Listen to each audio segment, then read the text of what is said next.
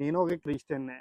ప్రకాష్ రాజ్ అనే వ్యక్తి కోసం ఆడు ఏంటో కూడా అర్థం కావట్లే. ఆడికి ఒకడు స్క్రిప్ట్ రాసిస్తే ఆ ప్రశ్న రావణ్ గాడు ఫోన్ చేసి ఈడి స్క్రిప్ట్ చెప్తే ఈడు మాట్లాడుతున్నాడు. ఆడికి అసలు ఏం జరిగిందో తెలియదు, ఏం జరుగుతుందో తెలియదు. కానీ ఇండియాలో ఉన్న ప్రతిదీ గెలుక్కోవడం వీడికి అలవాటు అయిపోయింది.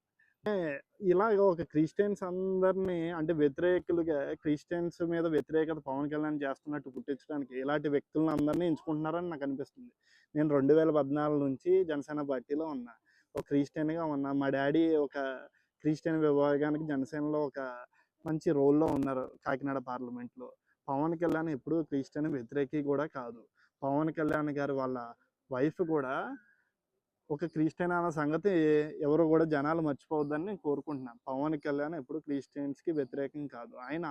ఆయన పార్టీలో అన్ని మతాల వాళ్ళు, అన్ని కులాల వాళ్ళు ఉన్నారు. కాబట్టి ఇలాంటి వ్యక్తులు చేసే వాటికి మనము అంతగా పట్టించుకోవాల్సిన అవసరం లేదు. ఈ మీడియా కూడా ఇలాంటి వ్యక్తులను హైలైట్ చేయడం కూడా మంచిది కదని నేను అనుకుంటున్నాను.